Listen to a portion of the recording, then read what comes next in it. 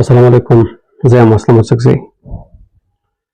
چمن د بلوچستان دویم ستر ښار د جغرافیې د لارې د کاروبار او د سرحد د تجارت د لارې یو غټ نوم لري.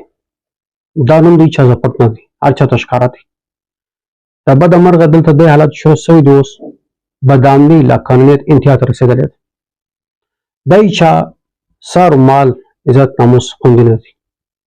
د یو ورځ نه ستاسې په چمن کې د درځن څه زیات غلاوې نه کېږي. هغه غلاوې کورو ته هم غله وراوړي او په روډو کې په لارو کې په کوڅو کې خلک شکي سدرۍ ځینې اخلي، سکوټران ځینې اخلي او دارنګه هر هغه څه کېږي چې یعنې هغه غیر قانوني، غیر اخلاقي، غیر اسلامي عمل دی، هغه ټوله کېږي او دا ټوله څه د حکومت په سرپرستي کې کېږي. ځکه چې د حکومت سرپرستي به زه په دې وایم چې دلته حکومت شته، ظلم انتظامیه شته، لا اپورسمنټ ایجنسیان دلته شته، کار کوي، قانون نافظ کړنې والا ادارې چې کوم جوړته وایي پوهنو کې دا ټوله شته. لیکن دا باوجود د کشته ښار په امن کې راوستلو کې دوی د دا ټیم پر ناکامه شوي دي. تېره ورځ خبره وشوله چې د لقمان کلي په شاوخوا کې تالاو دی، دلته غله ورغلي دي، تقریبا 80 کسان یې شکولي دي او د هغه هم په وردۍ کې دي وایي د اصلي سلیس دي. بیا وړم ورځ ماخستن موبایل پاس باندې یو پوس والا کور دی، هغه کور د غله ورغوښتي زیورات یې سنګړي دي. پرون یو لویز والا شکولی دي خوراکۍ، د هغو سره موبایل نغدي 10,000 روپۍ او موټرسایکل ځینې اخیستی دي.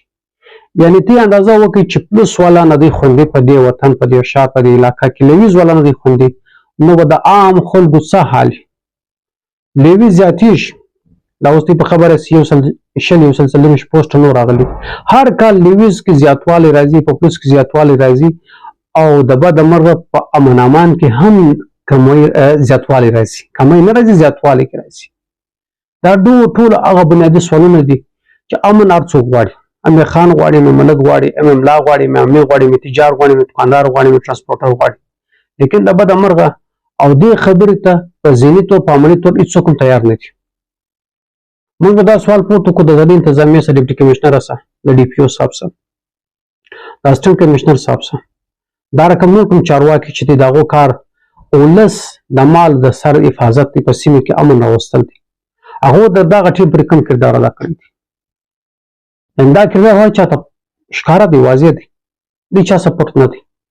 په ښار کې په چمن کې امن امان نشته. حالات ډېر هنګامي سوي دي، ډېر خراب سوي دي. زموږ که د تېر وخت د ماضي امپیګان منشټران دي یا اوس موجوده دي، هغه هم په دې ټولو حالاتو باندې، په دا ټولو صورتحال باندې خاموشه دي.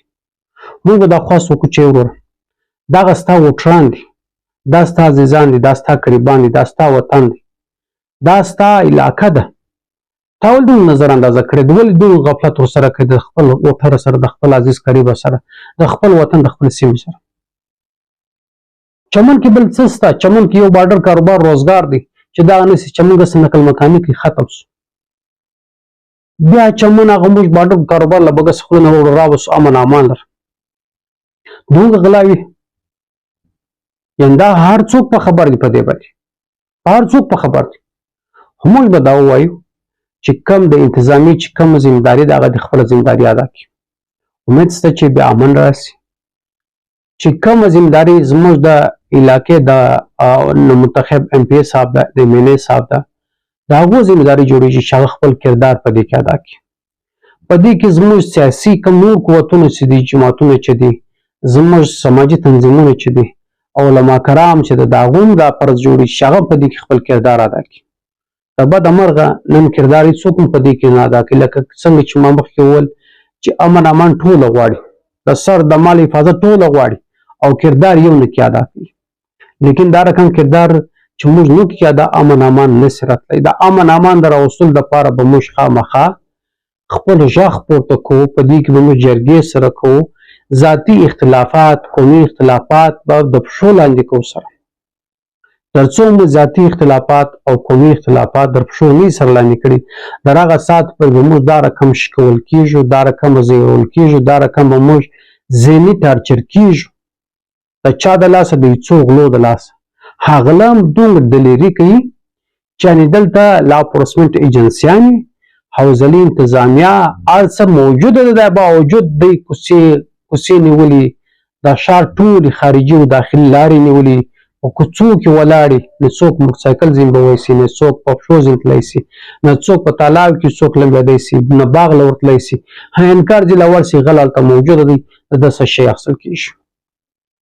په دا ټولو صورتحال باندې ما مخکې مو چې ټوله خبر دي پکار دا ده چې موږ غږ پورته کړو او دغه ویډیو چې تاسو یې ګورئ دا به خامخا مخته در سره شریکه کوئ او زموږ کوم د یوټیوب چینل چې دی دا به سبسکرایب کوئ او زموږ د فیسبوک پیج دا به لایکوئ فالو به، یعنې چې تاسو ته زموږ نوي نوي ویډیو دررسېږي او تاسو هم خپله رایه زموږ سره لازمي ضروره شریکه کړئ. خدای مو خوشحاله آباد لره. السلام علیکم.